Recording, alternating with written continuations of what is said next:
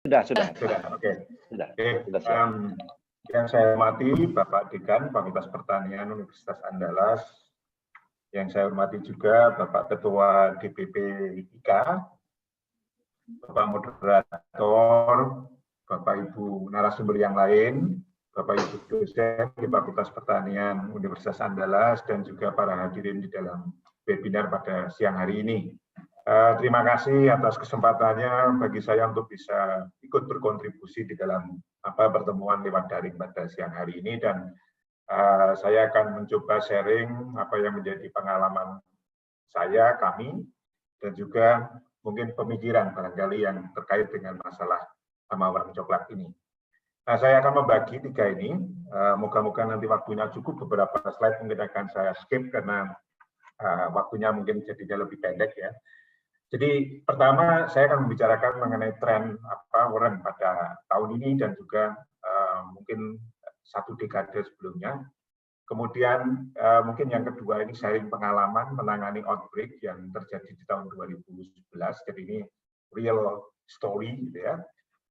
Kalau mungkin waktunya nanti cukup, saya akan mencoba untuk memberikan usulan barangkali. Saya akan mencoba yang jangka pendek ya, tapi kalau nanti waktunya cukup mungkin untuk jangka menengah dan juga jangka panjangnya. Nah ini Bapak Ibu, jadi saya memang senang dolan-dolan untuk mutar-mutar gitu ya di sekitar Klaten, Sukoharjo, Yogyakarta tentunya yang di sekitar tidak terlalu dekat dari kampus gitu ya. Ini adalah potret yang saya ambil di pertengahan tahun 2019, dan Bapak Ibu ingat bahwa tahun 2019 kita punya kemarau yang panjang dan kemudian juga suhu yang cukup lumayan panas, sehingga bisa dikatakan bahwa orang tahun 2019 itu tiarap ya, tiarap dalam artian. Sehingga kami ini seharian penuh muter-muter berkendaraan hanya menemukan satu spot ini saja di salah satu daerah di Klaten yang kemudian ada gejala outbreak, dan ini mungkin hanya sekitar 10 sampai 15 meter persegi gitu ya. Tapi kemudian kita perlu berpikir lebih luas, lebih futuristik bahwa oh ya ini adalah kondisi yang tidak kondusif bagi warna coklat pada tahun 2019, tetapi ada populasi yang kemudian mampu menghasilkan atau mampu menyebabkan outbreak gitu ya. Yang itu tentunya bagi para entomologis mudah menduga bahwa oh kalau ini outbreak sedikit pasti dia akan menyebar kemana-mana gitu ya. Nah, sekarang dalam posisi 10-15 meter persegi itu saya yakin itu ribuan orang yang bisa hidup dan kemudian menyebabkan overburn kayak begini. Sehingga kalau ini kemudian tidak ditangani spot yang awal ini, maka kita bisa melihat bahwa kemudian 1.000-2.000 ekor warna coklat akan terbang kemana-mana untuk mencari tempat yang baru. Nah, kalau kemudian satu betina menghasilkan 150 ekor, maka 2.000 kali 150 itu sudah 300.000. Nah, maka kemudian ini akan berputar. Gitu. Nah, poin yang ingin saya sampaikan adalah bahwa identifikasi spot pada waktu kondisi itu masih aman, itu akan menjadi kunci bagi kita. Dan saya sependapat yang disampaikan oleh Bapak Kepala Dinas bahwa kadangkala memang kita tahu-tahu itu sudah sangat meluas gitu ya. Nah, oleh karena itu dalam kondisi tenang, itu sebetulnya kita tidak boleh tenang gitu ya. Karena dengan sebetulnya mengendalikan 15 meter persegi itu sangat mudah, dan itu mungkin juga akan mengurangi kemungkinan untuk terjadi penyebaran ke tempat yang lain. Ini adalah Juni 2019, Bapak Ibu. Kita lihat sekarang Maret 2020. Ini Sukoharjo itu tetangganya dari Klaten, dan memang kami tidak berputar di Klaten, tapi 2020 ini kami berputarnya di Sukoharjo. Sama ini menemukan spot ini, tetapi pada bulan Maret ini spot ini ditemukan sudah dengan mudah. Ya, kita nggak usah jalan jauh-jauh, itu sudah ketemu spot yang kayak begini, dan ini sudah overburn, serangannya sudah Macroptera, yang itu bisa kita duga tidak jauh dari sini tanaman yang muda pasti itu akan banyak overburn. Maka dengan melanjutkan perjalanan yang hanya 3-4 kilo dari spot tadi, tanaman masih sangat hijau kayak begini. Ya. Tetapi kalau kemudian kita turun ke bawah, kita lihat maka ribuan warna coklat yang baru saja menetas, insar 1. Nah, ini tidak akan bisa terdeteksi kalau kemudian kita tidak turun ke sawah. Atau kemudian kita tidak punya pengalaman pengamatan sebelumnya yang menunjukkan bahwa warna coklat itu sudah dewasa dan kemudian siap terbang, maka akan mudah ditemukan di hamparan padi yang muda, yang itu kemungkinan akan menjadi tempat yang disukai untuk berkembang yang baik. Nah, oleh karena itu orang coklat atau populasi orang coklat itu tidak mungkin berkembang dalam waktu yang kemudian ujuk-ujuk atau tiba-tiba. Pasti ada kronologi yang harus kita ikuti. Maka time series dari observation ini akan menjadi kunci bagi kita untuk kemudian kita bisa satu melakukan aksi dalam waktu yang pendek, dua mungkin juga untuk prediksi dalam waktu yang mungkin menengah ataupun jangka panjang. Ini adalah tahun 2020, gitu kan? Nah, sekarang kita belajar, tadi Bapak moderator sudah juga menyebutkan, 2011 itu kita punya pengalaman outbreak yang cukup tinggi. Saya tidak menampilkan di data 2009, tapi ini adalah picture atau gambar yang saya tampilkan tahun 2010, dan ini perjalanan saya terakhir kalinya ke lapangan dengan almarhum Profesor Kasum Bogontung, dan kemudian ini adalah Pak Narno yang sekarang dulu adalah koordinator PUBT Kabupaten dan Paten, dan sekarang sudah memasuki masa pensiun. Ini kondisi 2010 sudah kayak begini. 2009 itu kami sudah warning ini. 2009 warning, 2010 semakin meningkat, dan saya yakin tadi Bapak moderator juga menunjukkan bahwa 2011 itu di Jawa ini merah semua. Bahkan ada yang coklat, Bapak Ibu. Jadi kalau dilihat dari 2010, 2011 itu pergeserannya sangat jelas. Luas serangannya menurut data dari BPPUBT juga peningkatan dalam 3 tahun terakhir itu hampir 5 kali lipat. Dan seluruh Pulau Jawa ini merah semua kaitannya dengan perang coklat. Dan kalau kita mengikuti data produksi beras kita, maka di tahun 2011-12 itu turun 2 juta ton beras. Yang tentunya mungkin tidak hanya perang coklat, tetapi paling tidak bahwa pada tahun itu luas serangan perang coklat itu sangat masif. Nah, ini saya pikir pengalaman yang kemudian bisa kita tarik ya, bahwa kemudian dulu 2008, 2009, 2010, kemudian 2011 itu pabrik besar. Dan tadi Bapak Kepala Dinas juga menunjukkan 2018, 19, 20 itu peningkatan sudah 3 kali lipat dibandingkan 2 tahun yang lalu. Maka bagaimana dengan 2021 ini? Saya pikir kita memang perlu memikirkan lebih komprehensif, lebih detail gitu ya. Dan kalau kemudian saya mengamati suasana yang sekarang bahwa kemudian ini adalah musim hujan, tetapi juga ada panasnya dan kondisi kayak begini nih sebetulnya kondisi yang sangat kondusif bagi warna coklat ya. Kelembabannya cukup tinggi, tetapi tidak hujan deras setiap hari, karena hujan deras setiap hari secara mekanik itu juga mampu mengendalikan warna coklat. So kondisinya sangat kondusif untuk warna coklat, dan tentunya kita tidak berharap bahwa 2021 itu kemudian akan luas serangannya lebih tinggi dibandingkan 2020. Tetapi saya pikir kita perlu melakukan sesuatu tahun ini supaya kemudian 2021 itu tidak seperti yang mungkin terjadi pada 2011. Ini yang saya pikir langkah-langkah awal yang harus kita lakukan, dan tadi saya sudah memberikan satu lesson learn yang kemudian bisa kita pelajari bahwa identifikasi spot dan quick action itu menjadi penting bagi kita untuk menangani warna coklat secara cepat. Nah, ini klasik Bapak Ibu bahwa penyebab outbreak itu apa gitu ya, dan dalam beberapa kesempatan itu tidak hanya kemudian 1 atau 2 saja, tapi mungkin beberapa poin ini yang kemudian bergabung menjadi satu dan kemudian menyebabkan yang terjadinya outbreak yang sering kita lihat ini. Masalah resistensi, resurgensi, ya, patahnya sifat tahan PUTW, rendahnya peran musuh alami, dan kondisi cuaca yang kondusif. Jadi tidak mudah untuk bisa kemudian memilah satu persatu, tetapi semua dari 5 ini jelas. Kalau diteliti satu persatu pasti berkontribusi. Tetapi akhirnya outbreak atau tidak, itu kadang-kadang tergantung bagaimana masing-masing ini berinteraksi satu dengan yang lain. Dan tentunya nanti di bawah kondisi cuaca yang kondusif bagi perkembangan warna coklat. Ini kalau kita lihat review dan mungkin sedikit prediksi, mungkin nanti kalau Bapak Ibu ada yang suka model dan sebagainya, monggo ini kemudian bisa dilihat dengan menggunakan model yang ada. Nah, sekarang poin yang kedua saya akan mencoba sharingkan atau kami sharingkan lesson learned yang kami punyai di tahun 2011 ya. Jadi ini real story Bapak Ibu, kami tidak bekerja dengan luasan 1 hektar atau mungkin 5 hektar, tetapi ini lebih dari 50 hektar. Bekerja sama dengan petani. Dan di sini saya sebutkan bahwa petani itu sudah aplikasi pestisida mungkin 20 kali, tidak panen, bahkan sudah 4 sampai 5 kali musim tanam.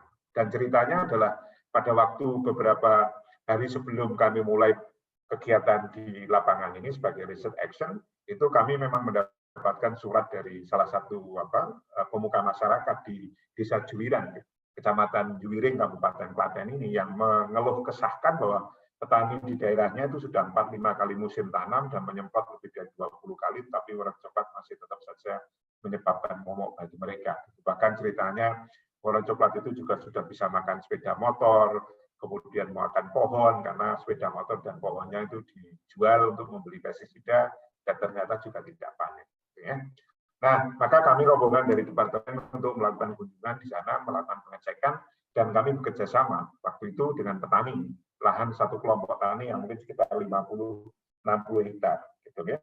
Nah, memang kami di tahun 2009-2010 itu kami sudah melakukan riset, mengambil populasi worm coklat ini dari Pulau Jawa.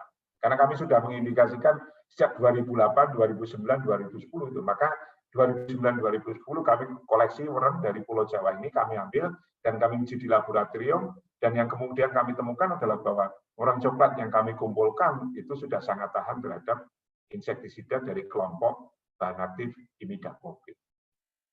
Nah, tetapi kami tidak hanya kemudian sampai untuk kemudian ini sudah resisten, maka kemudian kita juga mencoba untuk meneliti, mencari so what gitu ya, what next kalau kemudian sudah resisten. Maka kemudian kami mempelajari berbagai macam bahan aktif yang ada dan yang relatif baru apa, yang tidak banyak digunakan oleh petani apa, dan kami menguji dengan mohon maaf saya tidak mempromosikan satu nama insektisida, ya, tetapi ini adalah yang kami teliti pada saat itu, dan mungkin nanti yang diambil bukan nama insektisidanya, tapi approach yang kita gunakan untuk menangani masalah ini, itu yang mungkin menjadi template-nya, ya. Tapi kalau insektisidanya itu old stories gitu ya, yang mungkin sekarang juga sudah beda. Tetapi intinya bahwa kami mendahului dengan riset untuk melihat, oh kita tahu sudah resisten terhadap imidacloprid, tapi kemudian kita tahu bahwa yang resisten terhadap imidacloprid ini ternyata masih peka terhadap ethiprol. Gitu. Maka kemudian bersama-sama dengan petani ini kami melakukan pengendalian, kami tunggui, ya, kami yang mencampur larutan insektisidanya, petani yang melakukan sesuai dengan NAM tepat dan sebagainya, dan itu lahan yang cukup luas 50 hektar dalam satu kelompok tani. Dan kemudian kalau kita lihat bahwa selama satu musim tanam ini hanya membutuhkan 4 kali. Jadi sudah turun sangat banyak, 20 kali lebih menjadi 4 kali, dan ini juga ada pergeseran jenis insektisida yang kami gunakan supaya tidak timbul resistensi juga, gitu ya. Dan yang paling menyenangkan adalah bahwa kemudian ini panen, meskipun belum sepenuhnya panen sebagaimana kalau tidak ada serangan worm coklat. Baru 75% dari kondisi yang normal. Tetapi ini adalah panen pertama setelah 4 kali, 5 kali musim tanam tidak panen. Jadi bahwa insektisida dalam kondisi yang kayak begini, kalau menurut saya masih sangat diperlukan. Karena kalau populasi itu sudah sangat tinggi, ya, dan terus-menerus naik, itu sudah menandakan bahwa ekosistem services atau layanan ekosistem oleh musuh alami dan sebagainya itu sudah tidak mampu untuk menangani perkembangan populasi worm coklat. Maka intervensi itu perlu kita lakukan. Hanya kemudian pertanyaannya adalah kapan kita harus melakukan dengan tepat dan jenisnya apa. Ini yang saya pikir harus kita pahami, tidak kemudian segala insektisida bisa digunakan. Karena kalau tadi misalkan seperti yang 20 kali aplikasi itu sebetulnya aplikasinya menggunakan apa? Imidacloprid yang paling banyak. Bagaimana kita bisa membunuh orang yang sudah resisten terhadap imidacloprid, kita aplikasi dengan imidacloprid. Ya sama saja kita membuang seperti air itu mungkin bagi orang yang bersangkutan. Ya. Nah sehingga kita harus tahu betul ada reasoning yang kuat, ya, science-based decision making proses yang kita bangun dari sana. Nah sehingga pada waktu itu maka kemudian kami juga memasukkan prinsip-prinsip PHT, pengelolaan hama terpadu dan sebagainya, kemudian juga menunjukkan bagaimana bahwa aplikasi pestisida ini dilakukan dan diperlukan, tetapi at the same time kita juga menunjukkan ini loh ada spider, ada coccinella, ada macam-macam yang mati, gitu ya, sehingga petani juga menjadi paham bahwa pestisida itu mestinya hanya digunakan pada waktu memang kita membutuhkan. Nah, sehingga Bapak Ibu bisa melihat bahwa ini bukan hanya pendampingan satu musim tanam Bapak Ibu, tetapi hampir 3 tahun. dengan luasan yang akhirnya hampir 300 hektar gitu ya. Dan itu memang cukup melelahkan karena Bapak Ibu tahu bahwa 2019 itu outbreak besar. Setiap hari itu ada penerbangan jutaan masuk ke lahan itu yang kemudian itu berasal dari lahan-lahan yang sudah kering. Nah, tetapi karena kita dalam kepala kita bahwa kita sudah PHT gitu, maka kita lihat bahwa musim tanam berikutnya nggak ada sama sekali aplikasi pestisida. Ya, kalau dilihat. Dan itu populasi predator itu selalu lebih tinggi dibandingkan worm coklat. Nah, sehingga penting bagi kita untuk kemudian nanti kalau menangani worm coklat bahwa oke, di satu sisi memang kemudian insektisida itu mungkin dibutuhkan, tetapi di sisi lain kita juga harus mengusahakan bagaimana supaya musuh alami tetap survive, kita dorong populasinya supaya nanti membantu kita di dalam menangani musim-musim berikutnya. Itu saya kira kata-kata kunci ataupun lesson learned yang bisa kita ambil dari fakta ataupun real story yang ada di Juwiran ini.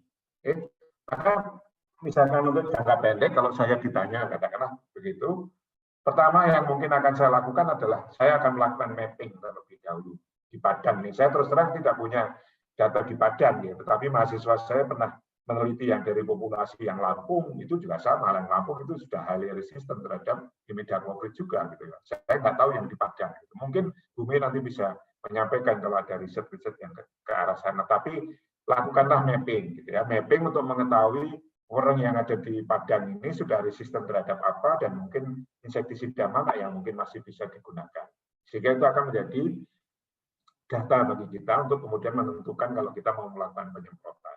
Yang kedua, kita tetap harus bekerja sama dengan petani secara intensif, gitu ya, dan kemudian sekaligus pada kesempatan yang sama itu transfer of knowledge, ya. Dalam hal ini adalah PHT yang kemudian kita transferkan secara tidak langsung. Dan yang terakhir adalah monitoring secara intensif dan terus-menerus sampai populasi warung batang coklat itu betul-betul tertangani. Jadi tidak kemudian hit and run, gitu ya. Sekali semprot, kemudian setelah memberikan bantuan, setelah itu selesai enggak. Karena nggak bisa, Pak. Kalau populasi sudah outbreak, hanya disemprot sekali itu nggak bisa. Pengalaman tidak mengatakan seperti itu. Ya. Kalau kita bisa mengendalikan 75% dari populasi yang ada, itu sudah capaian yang sangat bagus. Nah, yang 25% kena mana? Nah, kalau nggak ada kemudian follow up, pasti yang 25% akan berkembang kembali. Oke? Nah, saya akan memberikan hanya beberapa slide saja berikutnya karena waktunya, gitu ya. Nah, jadi yang perlu kita lihat sekarang ini, mungkin ini yang akan menjadi landasan berpikir kita adalah, dan tadi Pak Kadis juga menyampaikan bahwa tanam itu tidak serempak, dan itu bisa menjadi yang kayak begini. Dan biasanya lahan yang sudah terserang begini ini akan didiamkan, dan kalau ini didiamkan maka akan menjadi sumber inokulum bagi tempat yang lain. So, yang ingin saya sampaikan adalah kita tidak cukup hanya berpikir dari field by field, ya, lahan by lahan, tetapi mungkin kita harus berbicara mengenai kawasan, berbicara mengenai landscape untuk manajemen warung coklat ini supaya bisa tertangani dengan baik. Nah, ini saya skip, dan kemudian tadi saya sudah menyampaikan bahwa pada waktu kemudian kita menggunakan pestisida, maka kita juga harus berpikir di dalam benak kita dan melakukan sesuatu untuk kemudian mengkonservasi musuh alami. Nah, salah satu caranya adalah mungkin dengan tanaman refugia. Ini sudah kami teliti baik di laboratorium, di greenhouse, bahwa bunga-bunga yang kayak begini ini sangat bagus bagi parasitoid, karena parasitoid fitness-nya menjadi lebih baik, searching capacity-nya lebih baik, fecundity-nya lebih tinggi, sehingga kemampuan di lapangan menjadi lebih baik. Dan ini data dari petani, lahan petani, dan Bapak Ibu bisa melihat bahwa kalau kemudian kita lihat tingkat parasitasi telur warung coklat ya, di lahan padi yang sangat dekat dengan tanaman refugia, ini yang garis solid, kemudian yang garis putus-putus ini adalah yang agak jauh, yang titik-titik ini adalah yang tidak ada tanam refugianya. Di dua tempat yang berbeda, di dua musim yang berbeda, sangat jelas menunjukkan bahwa tingkat parasitasi di lahan padi yang di pematangnya atau paritnya itu ditanami dengan refugia, itu tingkat parasitasinya lebih tinggi. Dan data kami itu menunjukkan, Bapak Ibu, bahwa penelitian-penelitian sebelumnya, parasitoid telur saja itu sudah bisa berkontribusi menurunkan 40-50% atau membunuh 40-50% telur warung coklat. Jadi ini yang saya kira harta karun yang harus kita pundi-pundi dan harus kita dorong supaya kemudian perkembangan populasinya bisa lebih baik.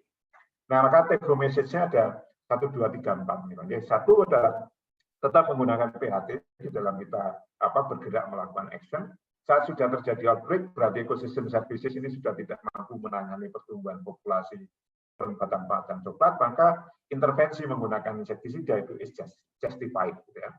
Nah, bersamaan dengan penggunaan insektisida, intervensi bentuk lain untuk meningkatkan ekosistem services itu perlu dilakukan. Salah satunya adalah menggunakan refugia.